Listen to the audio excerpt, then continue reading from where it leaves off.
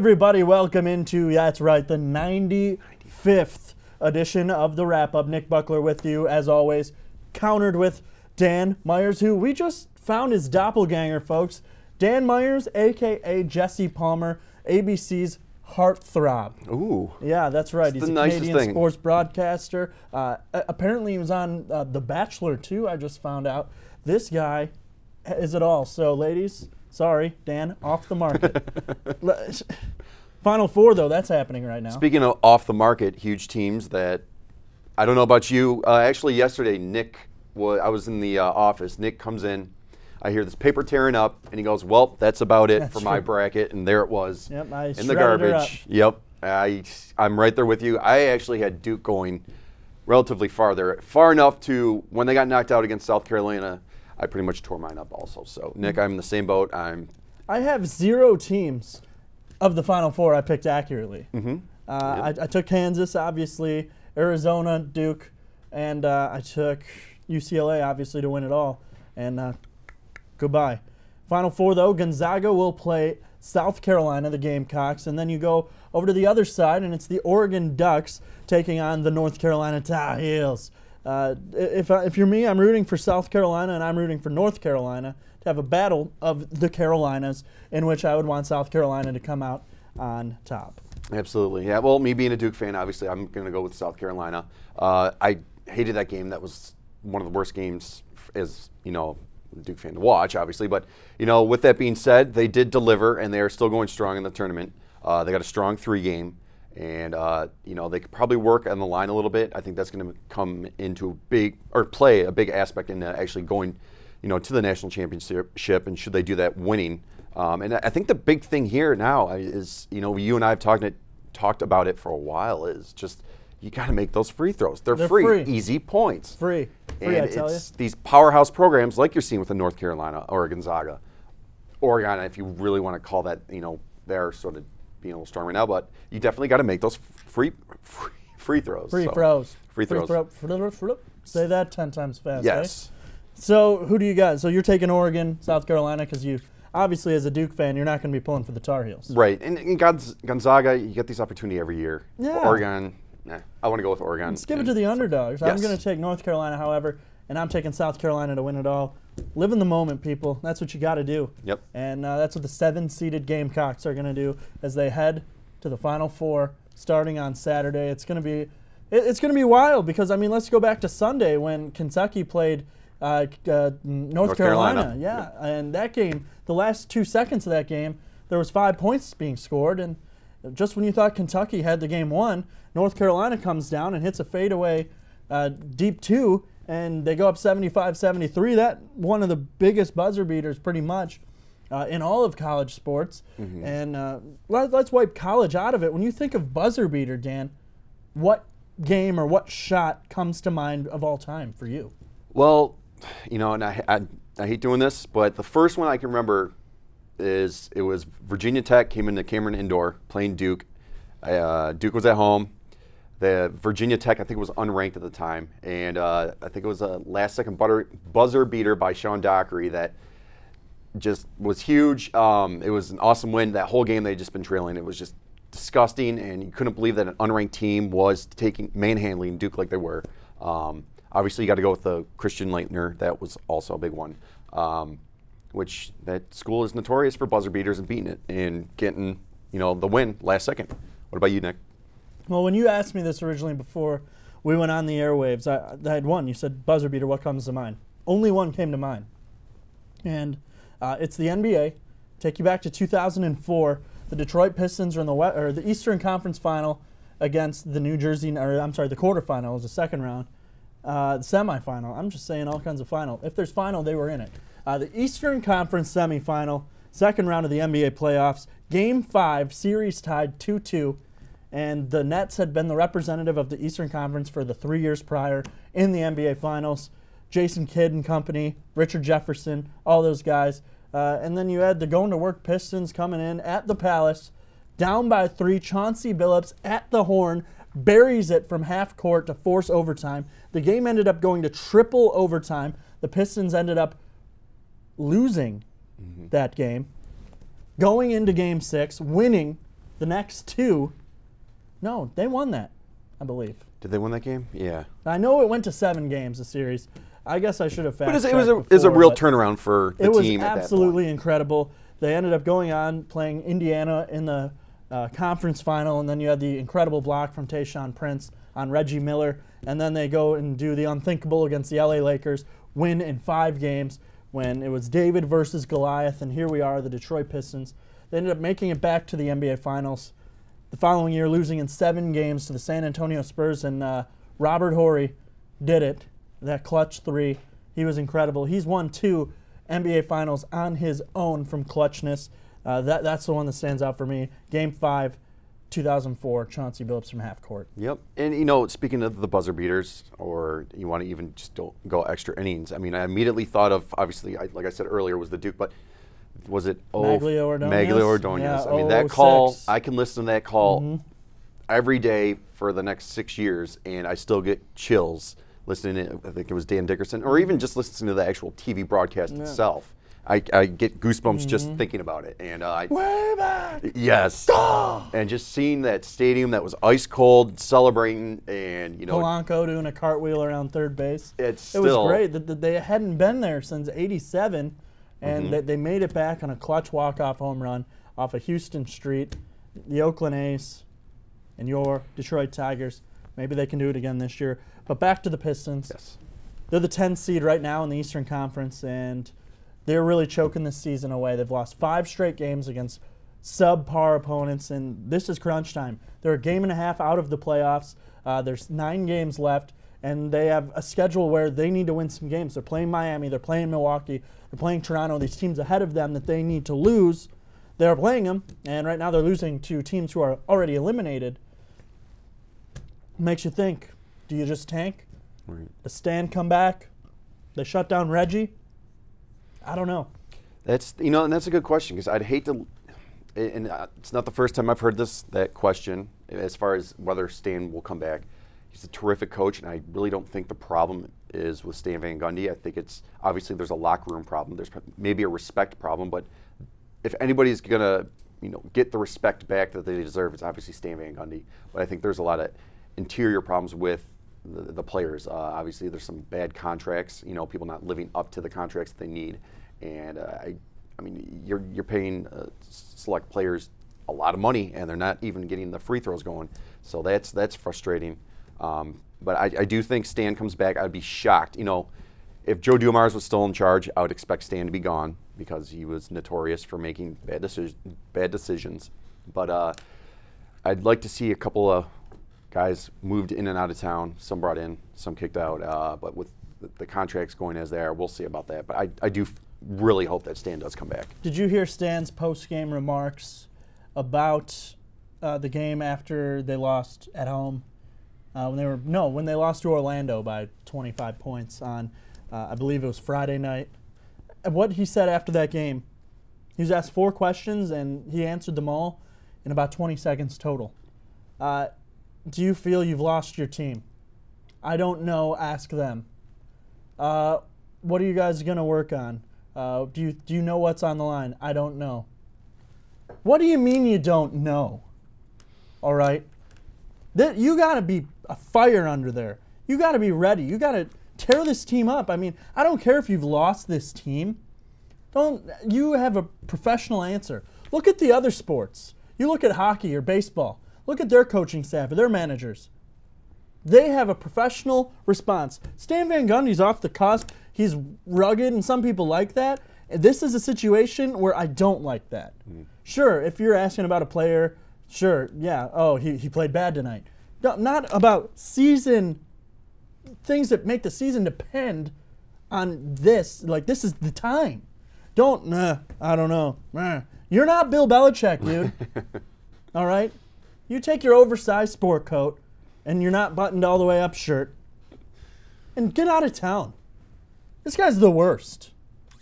You got to get him out of here. Yeah.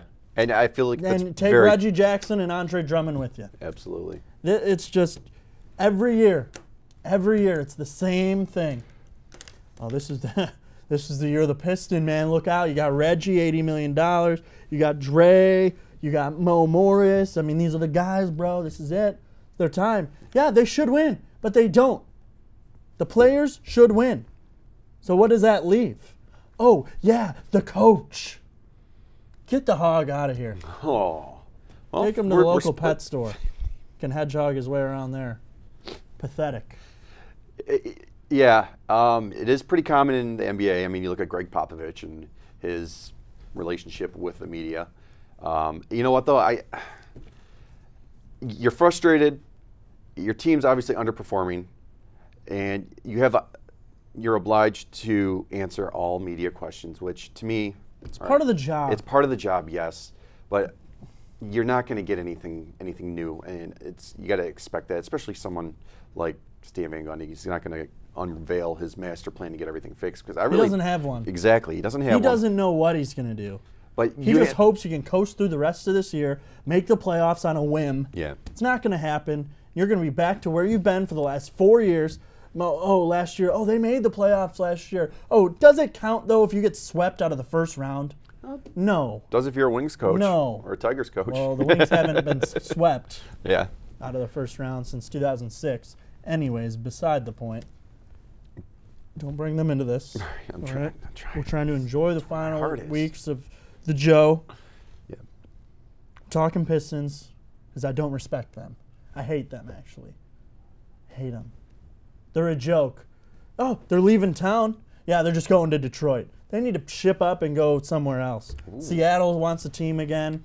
I don't know. Go to Puerto Rico. Vegas is getting all these teams. Yeah.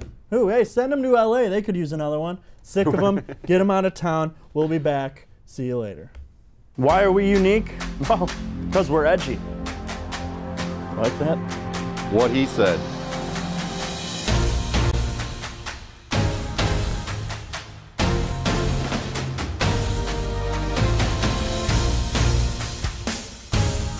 The Wrap-Up with Nick Buckler and Dan Myers. Weekdays at 4:30.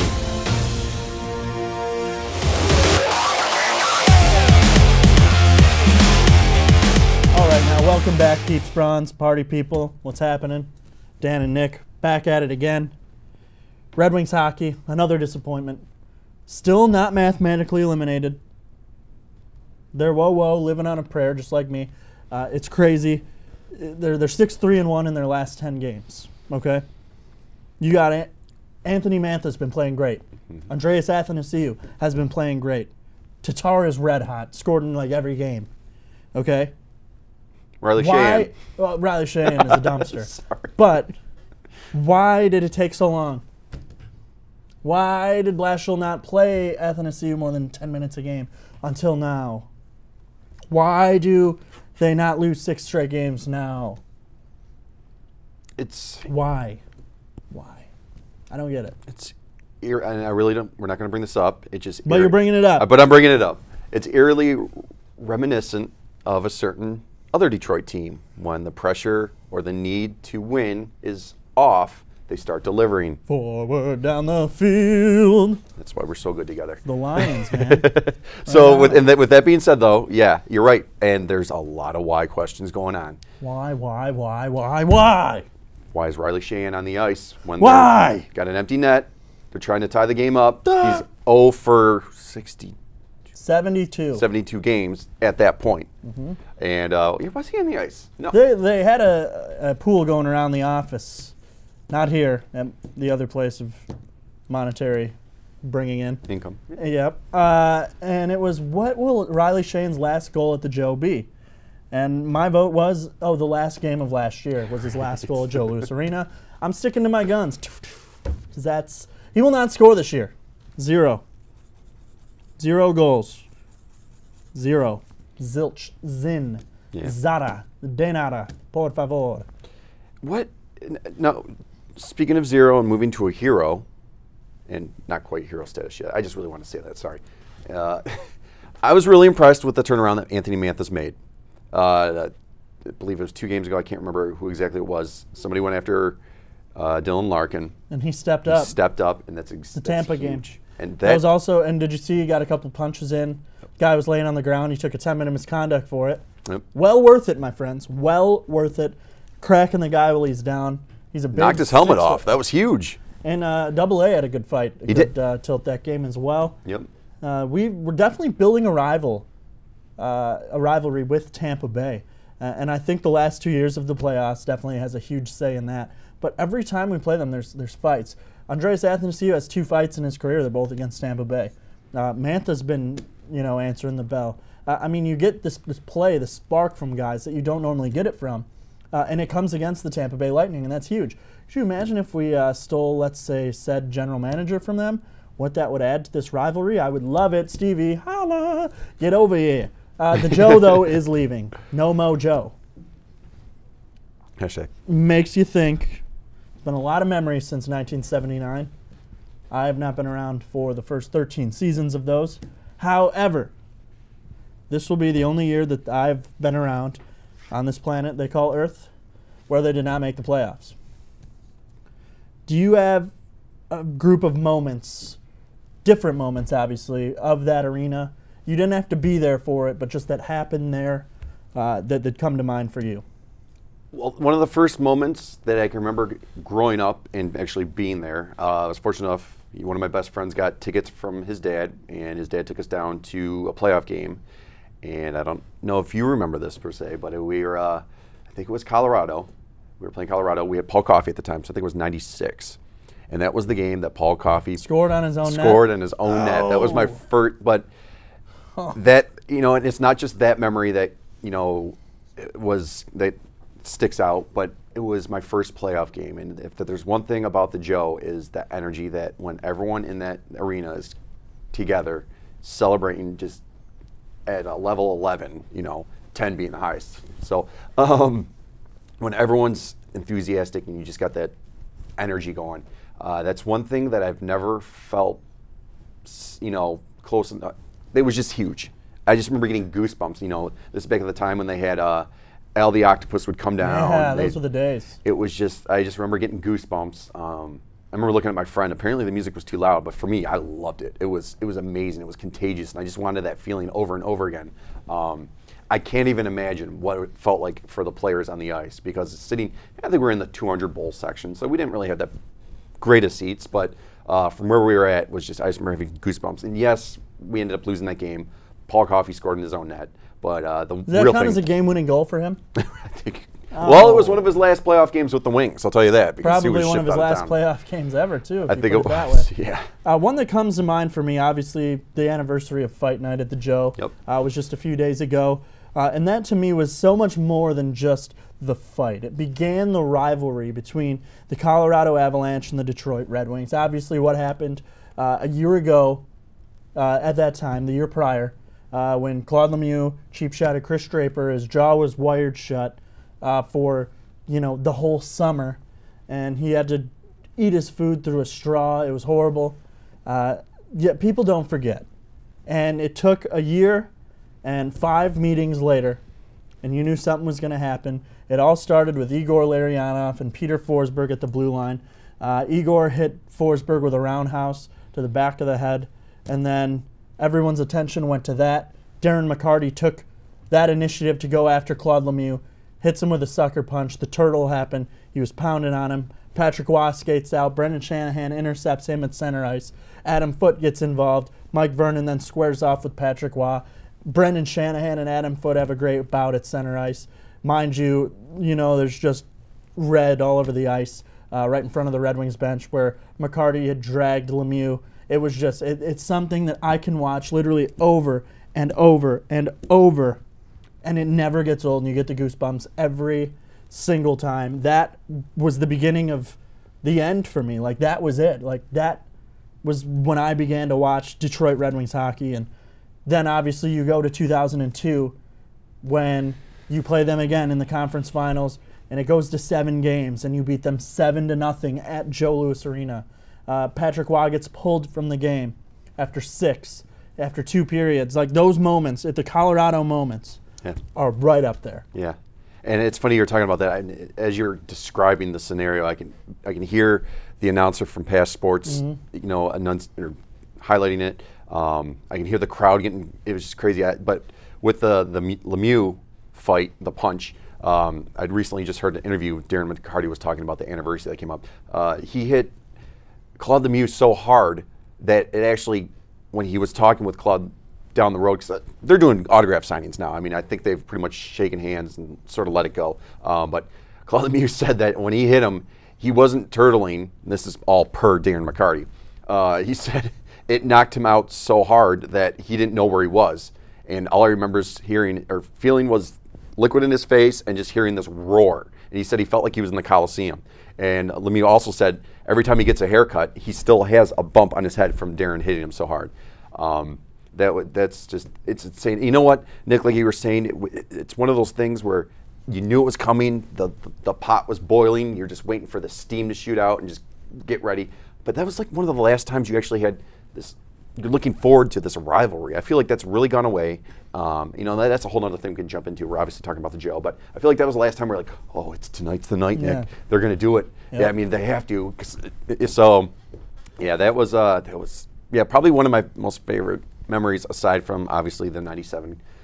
The cup was the win. First cup. The drought had been 42 years or whatever it was. The city was aching to get back to it. And Steve Yzerman, Darren McCarty, Nick Lidstrom, they led the way. The grind line. They beat the heavily favored Philadelphia Flyers in a sweep, and then repeated again in '98. But the Joe has seen technically 3 Stanley Cups be hoisted. 2 of which were from the Red Wings. Obviously, the other was from, unfortunately, the Pittsburgh Penguins in 2009. But, I mean, the Stanley Cup's the Stanley Cup whenever you get the chance to see it. It's one, even if your team loses, you stick around and you watch that presentation.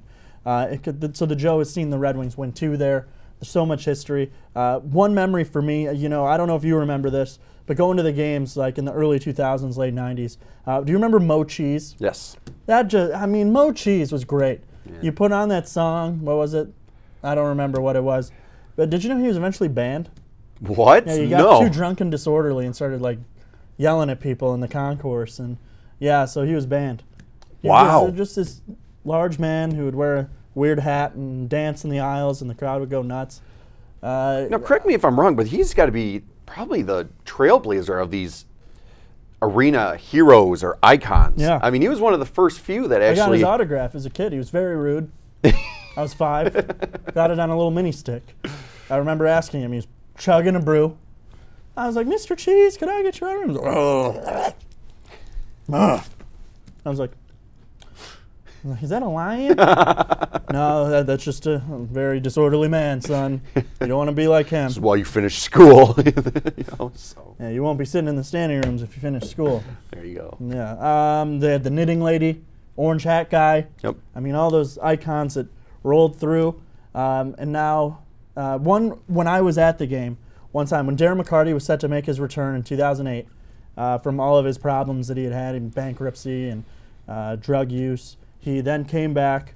He rehabbed his way back through the minors, went to Grand Rapids, and it was the game. McCarty's coming back. They were playing San Jose, and Claude Lemieux was on San Jose at the time in his final season.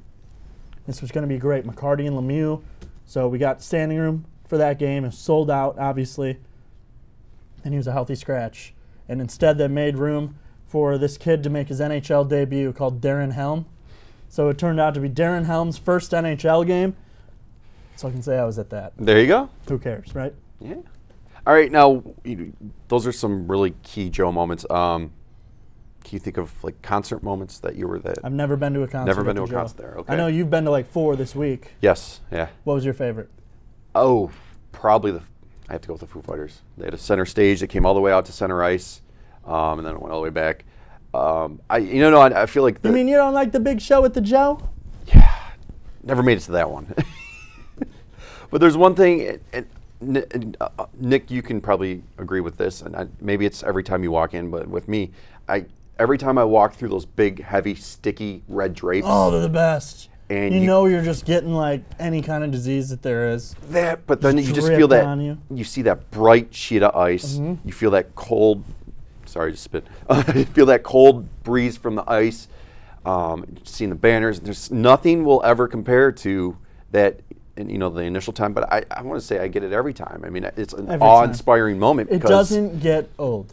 even if you're there every single day. Yeah. You still walk through those drapes, and your hands are sticky, and you probably The floor's sticky. You probably just got strep throat, tetanus, but it's fine because it's so rewarding in the end.